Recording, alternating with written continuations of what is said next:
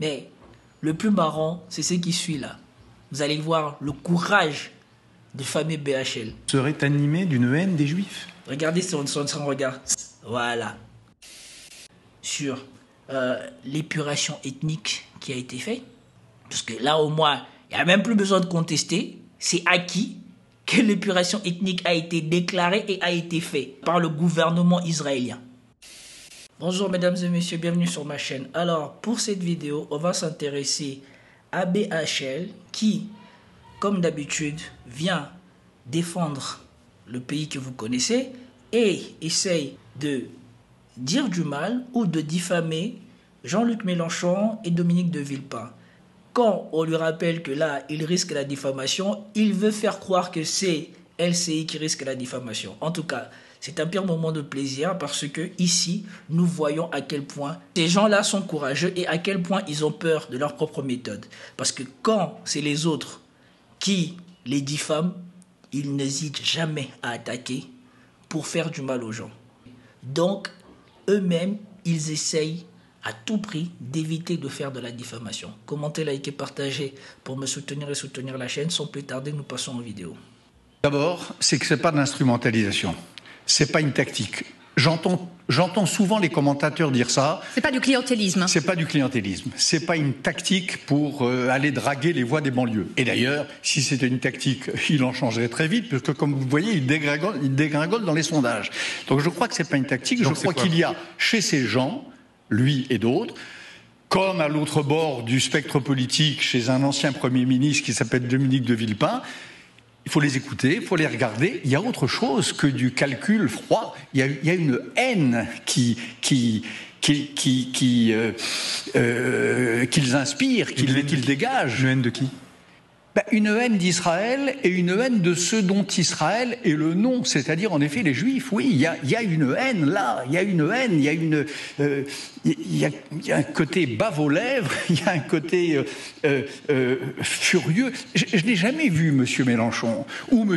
de Villepin, je les ai jamais vus aussi indignés quand on massacrait au Darfour, quand on génocidait au Rwanda, quand je revenais moi de mes reportages à Mogadiscio ou chez les Tigres Noirs tamouls, je les ai jamais vus dans cet état-là. Je les ai pas vus dans cet état-là lorsque le terrorisme frappait à Paris. Jamais, jamais. Jean-Luc Mélenchon serait animé d'une haine des Juifs. Voilà ce que vous affirmez ce matin. En tout cas, j'affirme ce matin qu'il y a quelque chose de plus que du clientélisme. Voilà. Et je pense en effet, comme je veux pas que vous soyez poursuivis par la justice, ce serait vous, oui, en complicité avec moi, je pense qu'en effet, il est au bord, lui et certains dans son parti sont au bord de la forme moderne de l'antisémitisme. Laquelle forme moderne de l'antisémitisme, c'est que ça marche plus de dire que les Juifs sont déicides. Les chrétiens savent que ça n'est pas comme ça. Ça marche plus de dire que les Juifs sont une race à part. Ce qui marche, c'est de dire que les Juifs sont haïssables parce qu'ils sont les alliés, même quand ils sont contre d'ailleurs, d'un État nazi et génocidaire qui est Israël. La machine antisémite, la machine rhétorique de l'antisémitisme d'aujourd'hui, en tout cas, elle marche comme ça. Ok, bon, vous venez d'attendre et vous venez de vous-même de voir que ici, c'est le journaliste qui recadre pour une fois BHL. Parce que comme il a l'habitude de raconter tout et n'importe quoi et on lui dit rien, là, il était en train de déraper et je pense que le journaliste lui a rendu service. Maintenant, nous allons commenter ce qu'il dit. Une fois de plus, en regardant ce qu'il a dit, c'est du n'importe quoi. Je ne peux pas croire que ce mec soit un philosophe et je ne peux pas croire que ce mec soit écouté. Je pense que toute personne qui finit l'école de droit ou l'école de philosophie peut démonter BHL maintenant dans un débat. Certes, BHL a de la connaissance historique, mais franchement, au niveau raisonnement et au niveau argument, j'ai jamais vu quelque chose d'aussi faible et d'aussi nul. Et donc, c'est reparti. Est-ce que Jean-Luc Mélenchon est antisémite ? Moi, ce que je crois d'abord, c'est que ce n'est pas de l'instrumentalisation. Ce n'est pas une tactique. J'entends souvent les commentateurs dire ça. C'est pas du clientélisme. C'est pas du clientélisme. Déjà, moi je ne comprends pas pourquoi les journalistes français continuent de se poser la question de si Jean-Luc Mélenchon est antisémite. Au moindre moment où tu es une personnalité publique en France et tu tiens des propos antisémites, tu les auras tous dans ton dos. Ils vont porter plainte, ils vont te poursuivre, ils vont te faire, passez-moi l'expression, ils vont te faire comme il faut et ils vont essayer de te porter un coup fatal, non seulement médiatiquement, mais aussi financièrement. Si Jean-Luc Mélenchon n'a pas encore été condamné, pourquoi ces journalistes continuent tous les jours à dire que Jean-Luc Mélenchon est antisémite? J'ai du mal à comprendre. Et rien que ça, c'est suffisant pour vous montrer la partialité du journalisme français. C'est pas une tactique pour aller draguer les voix des banlieues. Et d'ailleurs, si c'était une tactique, il en changerait très vite, puisque comme vous voyez, il dégringole dans les sondages. Et ici, il dit, c'est pas une tactique pour aller draguer les gens de banlieue. Donc ces gens-là, qui vivent dans leur bulle, qui ne connaissent rien de leur banlieue, qui, je crois, viennent en banlieue, je crois, une fois tous les 10 ans ou une fois tous les 15 ans ou quasiment jamais, parce que moi, je vous le dis, j'ai fréquenté leur beau quartier. Et dans quelques semaines, je serai encore dans leur beau quartier. Quand tu habites leur beau quartier, tu ne connais rien. Et si tu es né là-bas, tu ne connaîtras sans doute jamais rien de la banlieue. Ils ne connaissent rien de leur banlieue à part les fantasmes et les bêtises qu'ils se rencontrent entre eux. Eux, ils pensent qu'en banlieue, les gens, ils sont là à se nourrir de la haine envers les Israéliens ou les Juifs comme ça gratuitement. Ils se réveillent, ils se disent, bon, notre vie ne va pas bien parce que on a un problème avec Israël. C'est des fous. C'est des fous. Ok, il y a des choses qui ne vont pas bien en banlieue, mais je ne pense pas que les gens de banlieue passent leur temps à fantasmer sur Israël comme eux passent leur temps à fantasmer sur les gens de banlieue. Et ils pensent qu'il y a un clientélisme des banlieues si tu es ou si tu tiens des propos antisémites. Ça vient d'où? Donc je crois que ce n'est pas une tactique, je crois qu'il y a chez ces gens, lui et d'autres, comme à l'autre bord du spectre politique, chez un ancien Premier ministre qui s'appelle Dominique de Villepin, il faut les écouter, il faut les regarder. Il y a autre chose que du calcul froid. Il y a une haine Voilà. Il ne sait pas sur quoi fonder sa haine parce qu'il ment. Il n'a pas d'éléments pour caractériser cette soi-disant haine de Dominique de Villepin ou de Jean-Luc Mélenchon. Parce que la plupart du temps, les propos que eux ils retiennent comme antisémites n'ont jamais franchi les portes d'un tribunal parce qu'ils savent bien que ça ne tient pas la route. Et maintenant, on ne passe même plus aux propos, on pense maintenant à la haine. Mais la haine de quoi? Que je sache, Dominique de Villepin, Jean-Luc Mélenchon ont subi quelle attaque personnelle, physique sur eux, à part les bêtises qu'on dit d'eux sur les médias et les choses qu'on essaye de leur mettre sur le dos dans les médias. Qu'ils inspirent, qu'ils dégagent. Une haine de qui? Une haine d'Israël et une haine de ceux dont Israël est le nom, c'est-à-dire en effet les Juifs. Oui, il y a une haine là, il y a une haine, il y a une... Je ne sais pas si je pourrais retrouver la vidéo où on voit ce même BHL inviter soi-disant un intellectuel juif qui théorisait déjà cette bêtise. Il faut taxer les riches. Les juifs sont riches. Donc il faut taxer les juifs. Des syllogismes sans fondement. Inutile. Je vous remettrai l'extrait. Un grand intellectuel. Et ce grand... N'oubliez pas le mot grand. N'oubliez pas le mot grand. Moi, à la limite, j'aurais pu accepter le mot sage à cause de sa vieillesse et de son expérience. Mais grand intellectuel, quand on sait les choses qu'il a dit. Intellectuel que j'appelle maintenant est donc Jean-Claude Milner. J'ai toujours une crainte quand je vois des imprécations sur les murs ou quand je les entends. Taxer les riches. Oui, certes, mais aussitôt je me dis, on peut en faire la majeure d'un syllogisme. Taxer les riches, or les juifs sont riches. Donc, taxer les juifs. Taxer les riches. Les Libanais sont riches. Donc, taxer les Libanais. Taxer les riches. Les Français sont riches. Bernard-Henri Lévy est riche. Donc, taxer Bernard-Henri Lévy. Bernard-Henri Lévy. Est-ce que c'est choquant de taxer Bernard-Henri Lévy? Non. Si les Juifs sont riches, pourquoi ça devrait être choquant de taxer les riches? Le fait de payer ses impôts, de payer ses taxes, c'est bien de contribuer à l'effort national, c'est bien de contribuer à la solidarité nationale. Donc si ces Juifs-là qui vivent en France sont riches, en quoi c'est mal qu'on leur demande de payer? On leur demande de payer non pas parce qu'ils sont Juifs, on leur demande de payer parce qu'ils sont riches. Ça veut dire à quel point ces gens-là, ils deviennent fous. Il n'y a pas d'autre mot, ils deviennent fous. Voilà, c'est comme ça qu'il faut l'appeler. Mort aux massacreurs. Oui, mais les Juifs sont des massacreurs. Donc... Si vous massacrez les gens, c'est pas normal que vous-même vous soyez massacré à votre tour. Pourquoi ça devrait être spécialement le cas des Juifs? Tous ceux qui commettent des actes ignobles ne devraient pas mériter au minimum d'être punis et au maximum d'être massacrés eux à leur tour. Pourquoi dans un cas, on devrait massacrer les autres et que ce soit tolérable, et dans l'autre cas, on ne devrait pas?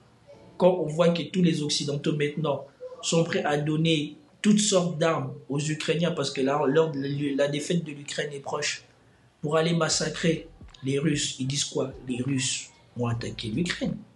Donc il est légitime de donner à l'Ukraine les moyens d'aller massacrer les Russes. Est-ce qu'on s'en plaint? Et maintenant, si les Juifs sont des massacreurs, pourquoi pour eux ça devrait être différent? On ne vise pas les Juifs, on vise les massacreurs.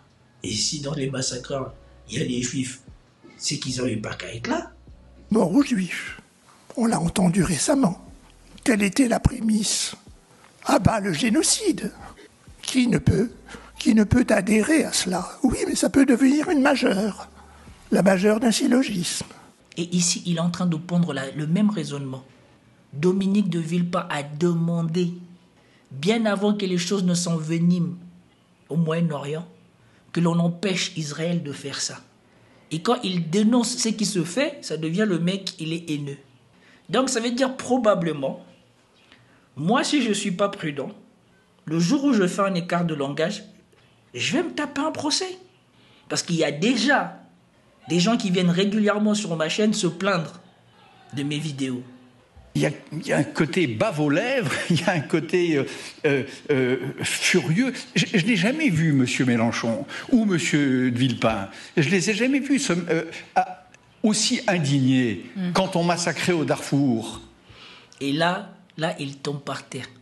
Là, il tombe par terre. Et voilà pourquoi ces gens-là ont fait tout ce qu'ils ont fait dans leur vie et que chez eux, c'était calculé. Si celui-là, il s'est toujours intéressé au conflit dans le monde, c'était pour que le jour où il défendra Israël, on retienne qu'il était parti à différents conflits dans le monde. Parce que maintenant, son argument, c'est il ne faudrait pas s'indigner de ce qu'Israël fait parce que vous n'êtes pas indigné des autres choses qui se sont passées dans le monde. Mais les autres choses qui se sont passées dans le monde n'ont pas bénéficié de la même couverture médiatique que ce que nous voyons. Et surtout, les autres choses qui se sont passées dans le monde n'ont pas bénéficié de l'attention préventive qu'on a eue ici. Non, en particulier pour le cas d'Israël. L'Ukraine encore, c'est parti vite. Il n'y avait que les États-Unis qui prévenaient. Mais pour Israël, on a prévenu et prévenu. On a fait des demandes de cessez-le-feu ici. On a demandé à ce qu'ils arrêtent de massacrer les gens comme ils les massacrent. Rien n'y fait. Et donc il faut dire quoi maintenant? Il faut fermer les yeux. Quand on génocidait au Rwanda, quand je revenais moi de mes reportages à Mogadiscio ou chez les Tigres Noirs Tamouls, je les ai jamais vus dans cet état-là. Je les ai pas vus dans cet état-là lorsque le terrorisme frappait à Paris. Jamais, jamais. Jean-Luc Mélenchon... Je les ai jamais vus dans cet état-là quand le terrorisme frappait à Paris. Le terrorisme a été réglé à Paris. On a arrêté les gens qui ont fait du terrorisme à Paris, à part ceux qui se sont sacrifiés. Donc, que voulait-il qu'on fasse de plus? Qu'on aille raser les pays d'origine de ces terroristes, comme c'est le cas ici? Mais le plus marrant, c'est ce qui suit là. Vous allez voir le courage du fameux BHL. Serait animé d'une haine des Juifs. Regardez son regard. Voilà. Là, il a compris la teneur de ses propos. Là, il a compris la teneur de ses mensonges. Là, il a compris qu'il a fait que raconter n'importe quoi sans aucune démonstration. Il a zéro preuve dans tout ce qu'il a dit qui justifie qu'il diffame ainsi Jean-Luc Mélenchon ou Dominique de Villepin. Et regardez le courage. Voilà ce que vous affirmez ce matin. En tout cas, j'affirme ce matin qu'il y a quelque chose de plus que du clientélisme. Voilà. Et je pense en effet, comme je ne veux pas que vous soyez poursuivis par la justice, ce serait vous. Mais bien sûr, je ne veux pas que vous soyez poursuivis par la justice. Non, pas moi. Pas moi qui ai pondu pendant 1 minute ou je ne sais pas combien du n'importe quoi pour salir Jean-Luc Mélenchon et Dominique de Villepin. Mais non, vous. Et en plus, le journaliste ici le dit bien, ça serait vous. Parce que lui, il n'a rien dit. Oui, en complicité avec moi. Ouais, ben bien sûr, en complicité. Parce que le journaliste, il a bien compris qu'il racontait n'importe quoi et il n'a jamais acquiescé comme beaucoup à ce que disait Bernard-Henri Lévy. Il est resté à l'écart des propos de Bernard-Henri Lévy parce que je pense qu'eux-mêmes commencent à comprendre que voilà, le vieux, il part en sucette, comme dirait l'autre. Je pense qu'en effet, il est au bord, lui et certains dans son parti sont au bord de la forme moderne de l'antisémitisme. Et voilà. Lui et certains sont au bord de la forme nouvelle de l'antisémitisme. J'adore. Et surtout, regardez le creux, la forme soi-disant moderne de l'antisémitisme. En fait, c'est pas que les gens soient antisémites, c'est qu'il est interdit de critiquer. Critiquer, ça devient être antisémite. Écoutez ce qu'il dit. À la lumière de la critique que je veux faire ici de sa pensée, dites-moi encore si ce monsieur mérite même un temps soit peu même d'être considéré comme un intellectuel. Si ça, c'est pas un philosophe des placards, un philosophe du dimanche, comme dirait l'autre. Laquelle forme moderne de l'antisémitisme c'est que ça marche plus de dire que les juifs sont déicides, les chrétiens savent que ça n'est pas comme ça. Ça marche plus de dire que les juifs sont une race. Bon. Là, il dit la forme moderne de soi-disant, c'est que on ne le critique pas ou on ne dit pas les choses que l'on disait avant. Mais soyez attentifs à qu'est-ce qu'est la nouvelle forme de l'antisémitisme. Parce que là, il est en train de vider le contenu de l'antisémitisme, mais il ne nous dit pas c'est quoi le nouveau contenu de l'antisémitisme. Suivez bien le creux, le néant du raisonnement ici. Ça part, ce qui marche, c'est de dire que les juifs sont haïssables parce qu'ils sont les alliés, même quand ils sont contre d'ailleurs. Donc ce qui marche, c'est de dire que les juifs sont haïssables.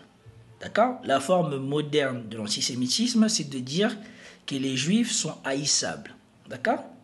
Et maintenant, est-ce que Jean-Luc Mélenchon, la LFI, Dominique de Villepin, ou même moi, en une seule fois, avons traité des propos s'agissant de haïr les juifs ? D'un État nazi et génocidaire qui est Israël. La machine antisémite, la machine rhétorique de l'antisémitisme d'aujourd'hui, en tout cas, elle marche comme ça. Alors là, il faut revenir dessus. Là, il faut revenir dessus. Les juifs sont haïssables parce que... Les juifs sont haïssables parce qu'ils sont les alliés, même quand ils sont contre d'ailleurs, d'un État nazi et génocidaire qui est Israël. Donc, les juifs sont haïssables parce qu'ils sont les alliés d'un État génocidaire. Qui a dit ça ? Il faut trouver une seule fois, une seule personne qui a dit ça. Donc, le contenu nouveau de l'antisémitisme consiste en quelque chose que personne n'a fait. En tout cas, parmi les gens qu'il vise et parmi les gens qui critiquent, il n'y a pas une seule personne qui a haï les juifs gratuitement parce qu'ils soutiennent un État génocidaire. Et c'est bien que lui-même, il fasse référence d'Israël comme État génocidaire. C'est très bien. Comme ça, au moins, on peut comprendre pourquoi les gens critiquent Israël et non les juifs. La machine antisémite, la machine rhétorique de l'antisémitisme d'aujourd'hui, en tout cas, elle marche comme ça. Donc la machine rhétorique antisémite est de dire qu'il faut détester les juifs parce que les juifs soutiennent un État génocidaire. Or, il rajoute quelque chose que les gens ne font pas. Les gens ne disent pas haïssons les Juifs parce que l'État est génocidaire. Les gens, ils disent tout court, Israël est un État génocidaire. Et que les sionistes, en particulier, soutiennent cet État. Et que, en Israël, c'est le parti d'extrême droite au pouvoir qui est génocidaire, dont le principal décideur, qui est Netanyahou, est sous demande de mandat d'arrêt pour crimes de guerre et crimes contre l'humanité. Et la Cour de justice internationale, à l'époque, avant même ce que nous connaissons, avait dit qu'il y a un risque certain de génocide à Gaza. Et que c'était à Israël de prendre les mesures pour prévenir ce génocide. Alors, je ne reviens même pas sur l'épuration ethnique qui a été faite, parce que là, au moins, il n'y a même plus besoin de contester, c'est acquis que l'épuration ethnique a été déclarée et a été faite par le gouvernement israélien. Voilà, c'était tout pour cette vidéo, c'était pour vous montrer le courage et le niveau de raisonnement désormais de notre grand fameux BHL, et je vous dis à plus tard. Peace out.